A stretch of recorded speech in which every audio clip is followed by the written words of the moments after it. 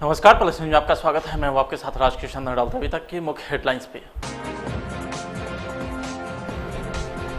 Lockdown 4 में राजधानी पटना सहित पूरे बिहार में कई दुकानें खुली। एक बार फिर से बिहार में कोरोना के नए मरीज मिले।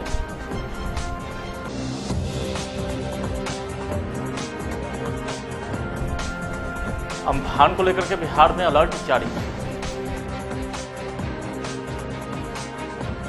और रात के अंधेरे में मैखाना बन गया बिहार का क्वारंटाइन सेंटर, खूब छल के जाम। अब खबरें विस्तार से। लॉकडाउन 4 में 50 दिनों से ज्यादा लंबी बंदी के बाद राजधानी पटना की कई दुकानें खुल गई है। बाजार में धीरे धीरे दुकानों के खुलने की संख्या बढ़ती जा रही है। पटना में फर्नीचर मंडी और कपड़े की दुकानें खुली। हालांकि पटना का बड़ा कपड़ा मंडी, खेतान मार्केट और हथुआ मार्केट को फिलहाल छूट नहीं मिली है। पटना के सबसे बड़े फर्नीचर मंडी नाला रोड में दुकानों के खुलने का सिलसिला शुरू हो गया है। दुकानदार ने बताया कि दुकानों के खुलने के बाद पटना की अर्थव्यवस्था पटरी पर लौट आएगी और डोरीवे नंबर के साथ गाड़ियों का भी परिचालन शुरू हो गया है। पेश एक रिपोर्ट।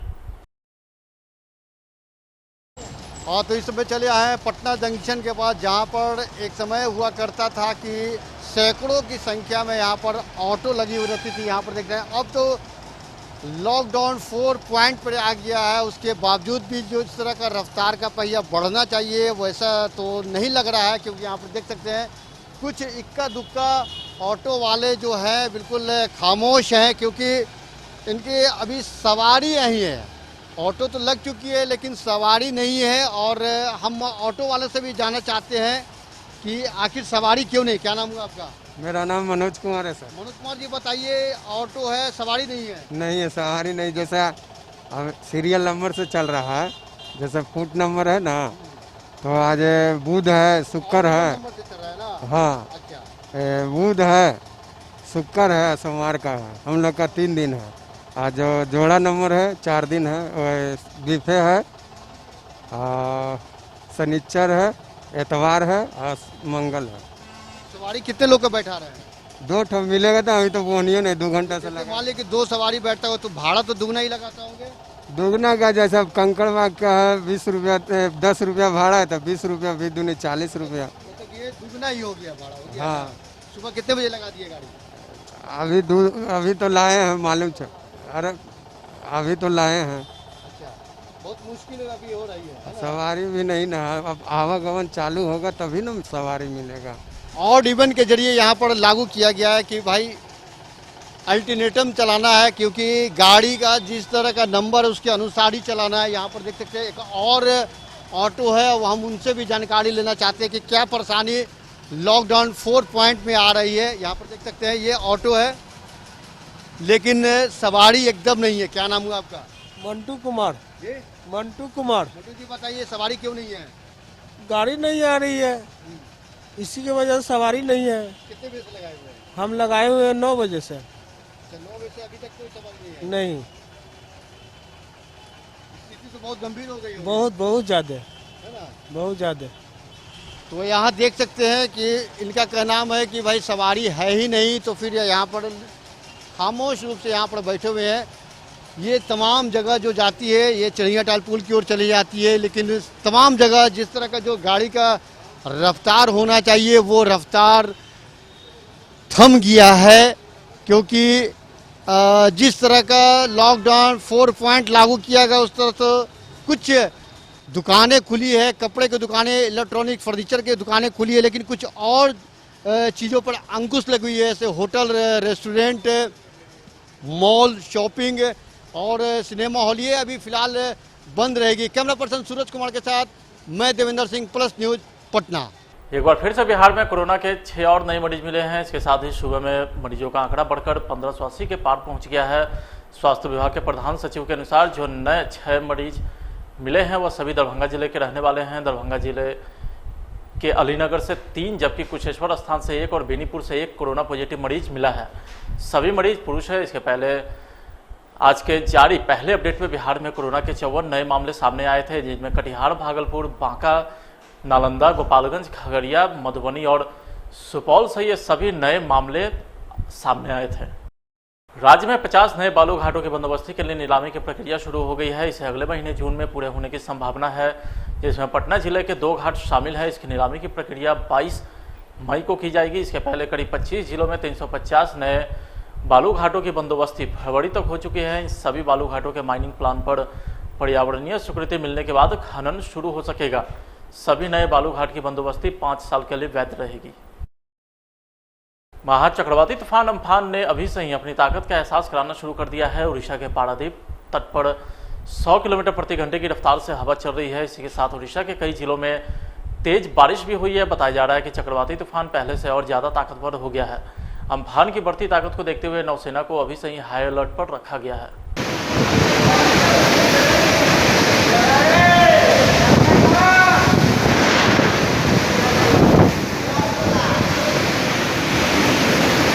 बर्तमान भुवनेश्वर रे एतिक स्पीड रे चली।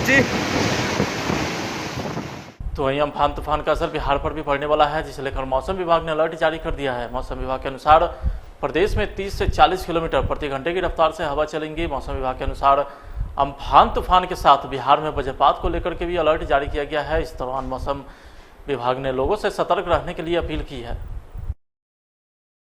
प्रवासी मजदूरों के लिए बनाए गए क्वारंटाइन सेंटर से पहले बदहाली और अव्यवस्था की तस्वीरें सामने लगातार आ रही थी, लेकिन अब क्वारंटाइन सेंटर से अय्याशी और मौज मस्ती की तस्वीरें लगातार सामने आ रही है। मंगलवार को जहां बिहार के समस्तीपुर में क्वारंटाइन सेंटर में बार बाला को ठुमके लगाते हुए देखा गया, तो वहीं पूर्वी चंपारण से एक क्वारंटाइन सेंटर से शराब पार्टी करने की भी खबरें सामने आई। रात के अंधेरे में पहले तो इस सेंटर पर जमकर जाम छलकाए गए, फिर आपस में ही मारपीट भी हो गई।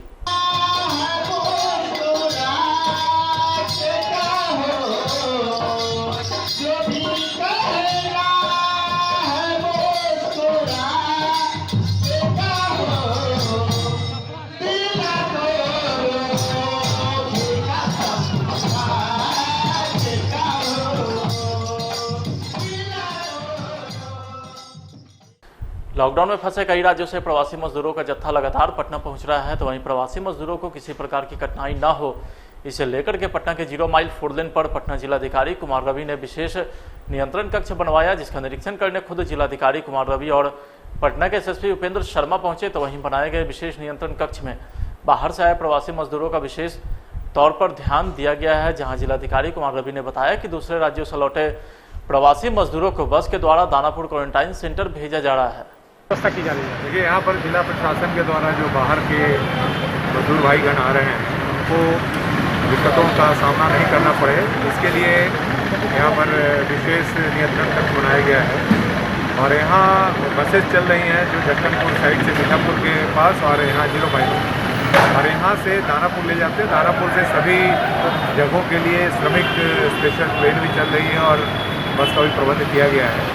कल भी लगभग 1700 लोग यहाँ से उधर पहुँचाए गए हैं। इस तरह से आगे की व्यवस्था रहेगी और जो भी श्रमिक आएंगे उनको जो मूलभूत सुविधाएँ हैं यहाँ पर देते हुए उनको आगे परिवहन के लिए चाहे तो ट्रेन से या बस से आगे भेजा जाएगा। कल तो सर डायरेक्ट भी जो प्रवासी मजदूर थे उनको वाहन पर बैठाकर डायरेक्ट बिना जांच के वहीं भेजा गया। देखिए, जो आ रहे हैं मजदूर उनका क्वारंटीन सेंटर में भेजा जाना है। यहाँ से जो भी जाते हैं उनको यहाँ से सीधे क्वारंटीन सेंटर भेजा जाता है और वहाँ पर विशेष जांच की व्यवस्था की गई है। और यहाँ जितने भी लोग यहाँ से दानापुर जा रहे हैं वहाँ भी जांच करके उनको ट्रेन पर बैठाने की व्यवस्था और आगे बस को बैठाने की व्यवस्था, सभी जगह पर मेडिकल स्क्रीनिंग करके ही आगे कार्रवाई की जाएगी। खाने पीने की बहुत शिकायतें आ रही है सर, क्या उसकी जाँच होगी? इस संदर्भ में खाने पीने की शिकायत आ रही है। जैसे प्रवासी मजदूरों को जो खाना देने की जो बात आ रही थी वो शिकायतें हो रही है कि कहीं कहीं नहीं दिया गया प्रशासन के द्वारा। तो कहीं ऐसी शिकायत नहीं है, हम लोग को ऐसी कोई शिकायत नहीं मिली है।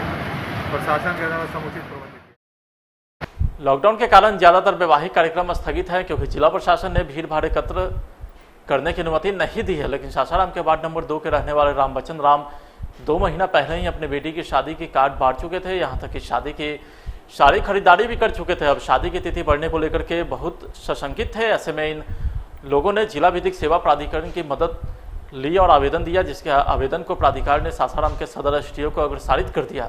एसडीओ ने शादी की अनुमति दे दी, लेकिन शादी पूरी तरीके से सोशल डिस्टेंसिंग का पालन करते हुए संपन्न कराई गई। ना कोई नाच गाना, ना ही कोई धमा चौकड़ी बढ़े ही शादी समारोह में यह शादी संपन्न हुआ।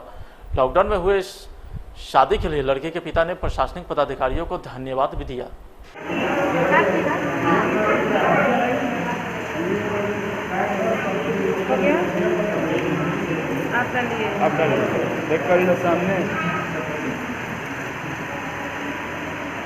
देखिए किधर खुशी महसूस ये है कि हम लोग एसडीएम सर का आदेश का पालन करते हुए सोशल डिस्टेंसिंग में हम लोग अपनी शादी संपन्न किए। क्या नाम पड़ेगा आपका? रौनक कुमारी। लेकर क्या यही कहना है कि हम लोग सोशल डिस्टेंस का पालन करते हुए हम लोग एसडीएम कोर्ट से हम लोग अपने परमिशन कराए थे। हम लोग का शादी का डेट पहले से ही फिक्स रखा हुआ था, तो हम लोग एसडीएम से परमिशन लेकर सोशल डिस्टेंस का पालन करते हुए अपना विवाह जीवन संपन्न किया। क्या नाम पड़ेगा आपका? मेरा नाम विकास कुमार पड़ेगा। रोहतास के काराकाट थाना अंतर्गत भरत कस्बा में एक 17 वर्षीय लड़का करंट लगने से मौत हो गई है। घटना के बारे में बताया जाता है कि पिछले दिनों सोनू की दादी का देहांत हो गया था। उसके श्राद्ध कर्म में वह व्यस्त था। श्राद्ध कर्म के लिए पूजा पाठ के लिए वह गांव के मंदिर की तरफ जा रहा था कि रास्ते में कुछ लोग खेत में पटवन कर रहे थे। दुर्भाग्य से इस दौरान बिजली का तार खेत से ही गुजर रहा था। उसी तार की चपेट में आने से सोनू की घटनास्थल पर ही दर्दनाक मौत हो गई। अपना दादी के जैसे 10 कर्म था, कल 10वां पीपल में जल देने जा रहा था। रास्ते पर लगातार बिछाया था, पिपरमेंट पटा रहा था। पानी से जल हो गया था रास्ता भर, उसको बुझाया नहीं, उस पर चढ़ गया, फंस गया उसके तार पैर में। क्या नाम है मृतक का? सोनू कुमार। कितना उम्र है? 17 वर्ष। कहाँ के रहने वाले हैं? भरत कस्बा। भरत कस्बा। कौन थाना क्षेत्र का? काराकाट थाना। आप कौन है उनके मृतक के? पिताजी। क्या नाम पड़ेगा आपका? संजय कुमार सिंह। पटवन कर रहा था, पिपरमेंट का तार बिछाया था नीचे जमीन में। सब सलसल जमीन हो गया था। ये पानी अपना दादी का डालने जा रहा था जल में, पीपल में, और वही तार मैंने दादी का काम किया था। हाँ, काम किया था 10वां, और उसी में तार में लपटा कर अब पूरा घुमरी आ गया। मैंने खेत में लाइन के तार बिछा हुआ था। हाँ। कहाँ की घटना है? काराकाट थाना के। ये घटना कहाँ पे हुआ? घटना भरत कस्बा। क्या नाम पड़ेगा आपका? दशरथ सिंह। रोहतास में एक 70 साल के बुजुर्ग की गला दबाकर हत्या कर दी गई है। शव एक नहर से बरामद हुआ है। बताया जाता है कि परसथवा के रहने वाले 70 वर्षीय बुजुर्ग मिस्त्री सेठ पिछले 2 दिनों से घर से लापता थे। परिजन उनकी लगातार तलाश कर रही थी।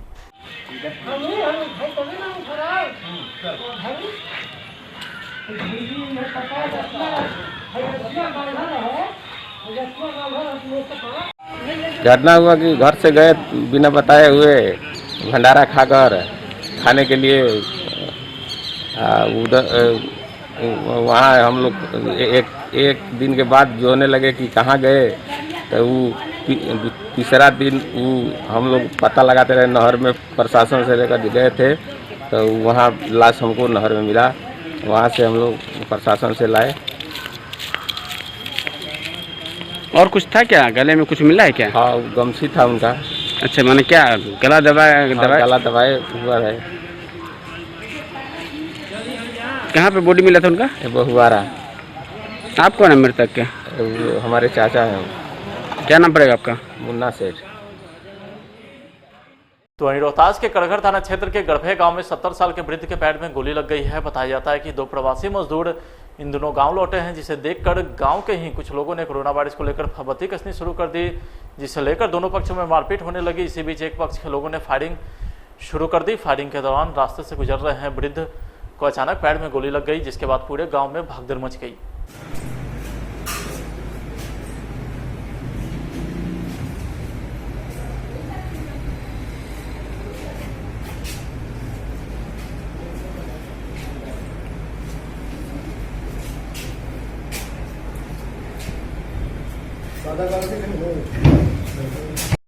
क्या हुआ है इनको? सर गोली लगा है पैर में। कैसे गोली लग गया? सर वो गांव में अपने में झगड़ा किए थे। सत्येंद्र यादव और उनके बेटे भूलन यादव एक पक्ष में थे, दूसरे पक्ष में जयप्रकाश यादव थे। दोनों अपने में झगड़ा कर रहे थे और मेरे पिताजी हैं ये जा रहे थे खाना खाने के लिए। जैसे ही मंदिर के पास पहुंचे वो थोड़ा उधर साइड पे उनका घर है और उधर से गोली फायर कर दिया और मेरे पिताजी के पैर में लगे हैं। क्या नाम है इनका? इनका नाम श्रीनिवास शर्मा है। आपका क्या नाम है? सर मेरा नाम शत्रुघ्न कुमार शर्मा है। नौकरी का इंतजार कर रहे हैं बिहार के लोगों के लिए एक अच्छी खबर है। पंचायती राज विभाग की ओर से मुख्यमंत्री ग्रामीण पेयजल निश्चय योजना और मुख्यमंत्री गली नली पक्कीकरण योजना के तहत बहाली ली जाएगी। 721 पदों पर तकनीकी सहायक और 529 पदों पर लेखापाल सहायक IT सहायक के पदों पर बहाली की जाएगी। इसके लिए पंचायती राज विभाग के प्रधान सचिव अमृतलाल मीणा ने सभी जिलाधिकारी को पत्र लिखकर जल्द से जल्द नियुक्ति की प्रक्रिया पूरी करने के निर्देश दिए हैं। देश में जब से लॉकडाउन की घोषणा हुई है, एक से बढ़कर एक अजब गजब तस्वीर सामने उभरकर सामने आ रही है। ताजा मामला पटना के खेतान मार्केट स्थित सेंट्रल बैंक ऑफ इंडिया के ATM के है, जहां गार्ड की तैनाती होनी चाहिए वहां कुत्ता पहरा दे रहा है। जहां कस्टमर के लिए AC लगा है वहां कुत्ता आराम फरमा रहा है, वो भी बिना डर और भय के। ATM से पैसे निकालने जा रहे हैं लोग, डर के अंदर प्रवेश कर रहे हैं, लेकिन ये महाराजा की हटने का नाम ही नहीं ले रहे हैं। पेश है एक रिपोर्ट। जी हाँ, तो बैंकों के रक्षा करता है, सिक्योरिटी गार्ड करता है और जहाँ ATM रहता है वहाँ 1 या 2 गार्ड ही रहता है, क्योंकि 24 घंटा के दौरान में उन लोग का शिफ्ट होता है। लेकिन हम चले आए हैं खेतान मार्केट का, ऐसे ही एक ATM है सेंट्रल बैंक ऑफ इंडिया का, जिसका आप देख सकते हैं कि यहाँ ना ही गार्ड है और ना ही कोई व्यवस्था है। या अगर गार्ड के रूप में अगर देखा जाता है तो यहाँ एक कुत्ता जो है हमेशा आपको मिल जाएगा। यहाँ पर कुत्ता ये विशेष रूप से निगरानी करता हुआ ATM के पास आप देख सकते हैं कि कहीं भी अगर कस्टमर जाता है पैसा निकालने के लिए, ये कुत्ता से पहले स्वागत किया जाता है। आप देख सकते हैं इस बैंक के ATM बैंक है उसका, सेंट्रल बैंक ऑफ इंडिया का यहाँ पर है। और आप देख सकते हैं कि ये जो निगरानी हो रहा है ATM मशीन का, वो कुत्ता के द्वारा हो रहा है। तो ये है सेंट्रल बैंक ऑफ इंडिया का हाल, ATM का हाल आप देख सकते हैं। ये स्थिति है क्योंकि जहाँ पर सुरक्षा व्यवस्था होनी चाहिए वहाँ सुरक्षा व्यवस्था का नाम पर जीरो है। लेकिन जहाँ तक सुरक्षा व्यवस्था का ख्याल है तो वहाँ पर आप देख सकते हैं यहाँ पर एक कुत्ता जो है यहाँ पर बेसुध पड़ा हुआ है। और ये स्थिति है सेंट्रल बैंक ऑफ इंडिया का, ये ATM है। यहाँ का सुविधा देख सकते हैं, यहाँ पर जो कस्टमर है, यहाँ कस्टमर का यहाँ सोशल डिस्टेंसिंग का पालन करते हुए यहाँ पर लाइन से लगे हुए, लेकिन ये इंतजार कर रहे हैं कि ये कुत्ता कब उठ कर जाए ताकि हमारे बारी आए। यहाँ पर आप देख सकते हैं ये बनावटी है central bank of India ATM का, यहाँ पर ये कुत्ता। आप यहाँ पर ATM से क्या निकालने के लिए जा रहे हैं? पैसा निकलना है सर। यहाँ पर आप तो गार्ड तो है नहीं, लेकिन आप कुत्ते का सहारा है, क्या कर रहे हैं? डर लग रहा है क्या? डर भी लग रहा है, इसको हटाएंगे बेचारा, हटाएंगे उसके बाद पैसा निकालेंगे। आप बताइए। हाँ, ATM से पैसा निकालना है। ATM के अंदर तो कुत्ता है। हाँ, तो डर तो लगता ही है, खतरनाक चीज है कुत्ता। क्या चाहिए, मतलब सरकार को क्या चाहिए? सरकार की जगह थी चाहिए, गार्ड चाहिए इसको सुरक्षा करने के लिए।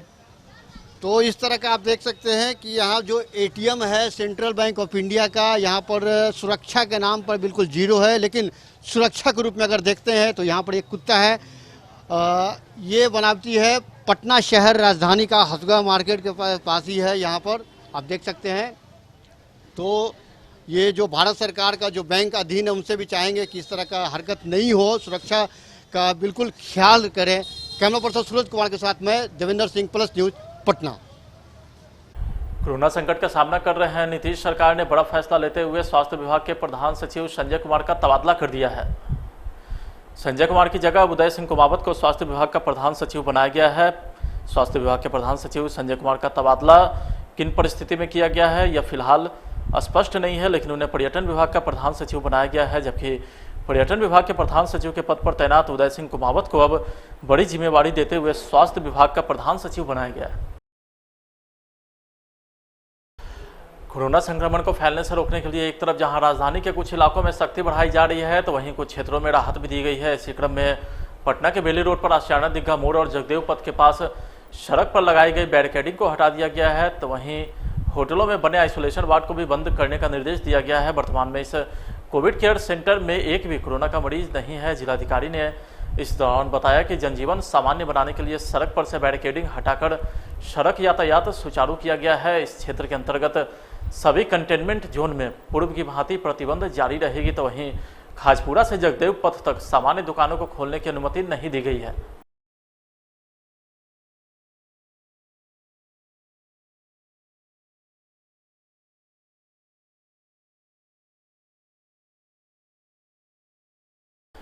बिहार के सहरसा जिले से बड़ी खबर सामने आई है, जहां पुलिस ने पेड़ से लटका एक अज्ञात व्यक्ति का शव बरामद किया है। पेड़ से लटका शव देखकर यह खबर आग की तरफ फैल गई। शव को देखने के लिए ग्रामीणों की भीड़ इकट्ठी हो गई। घटना सदर थाना क्षेत्र के कोल्लाही बाईपास की बताई जा रही है। इधर कोई आता नहीं है, 5-6 आदमी नहीं रहेगा तो दिन में आता भी नहीं। मिली कि कुरलाही सरेह में आम के एक पेड़ उसी पर एक शव लटकाया गया। वहाँ गए शव को उतारा गया। देखने से अभी तो जांच चल ही रही है कि हत्या है कि आत्महत्या है, लेकिन करीब 11 फीट ऊंचा उसको लटकाया।